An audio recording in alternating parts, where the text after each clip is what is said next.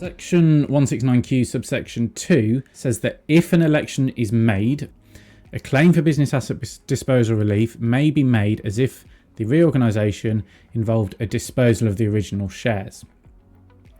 So when we're doing share exchanges and management buyout, we would typically roll over our gain into those new securities, and therefore there's no immediate tax. 169Q is giving us an election that if we dispose of the shares in exchange for new securities, we can disapply that rule and treat it as a disposal of the original shares, so we can crystallise our gain now. That's clear. However, it then goes on to say, if such a claim is made, i.e. if a business asset disposal relief claim is made, section 127 does not apply. So we have to make a claim for business asset disposal relief for section 127 not to apply and for us to crystallise our gain. What does that mean? Firstly, if we don't meet the conditions for business asset disposal relief, we can't make a 169Q election and we can't crystallise our gain.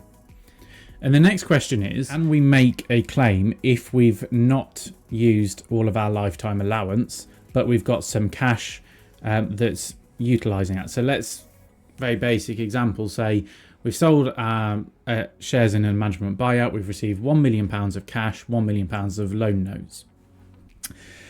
The cash, therefore, is using up all of our lifetime allowance for business asset disposal relief. So can we make a claim for 169Q to crystallise our loan notes? Section 169N talks about the amount of relief, and it talks about where a claim is made in respect of qualifying disposals, the relevant gains are to be aggregated, and therefore we can make a section 169Q election. The other question, if we've only got, say, £10 left of our lifetime allowance when we do this next transaction, can we claim business asset disposal relief, and therefore can we make a 169Q election?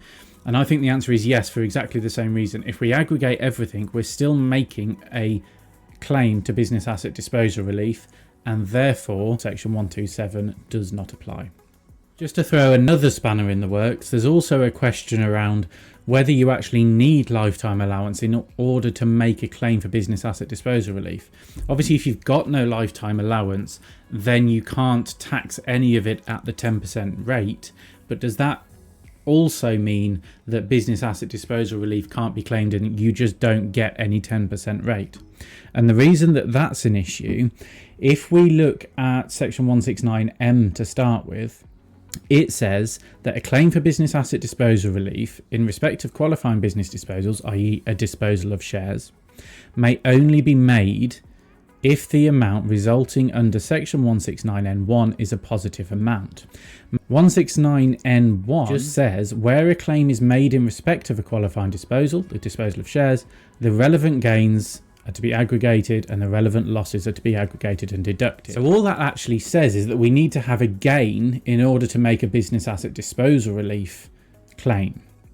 If we then go further down into 169N, it tells us that the rate of capital gains tax in respect of that gain is 10%, but that is subject to sections 4 to 4B. And then 4A tells us that the rate in subsection 3, i.e. the 10% rate, is to apply only to so much, if any, of the gain mentioned in subsection 2, i.e. the total of the gain minus any losses.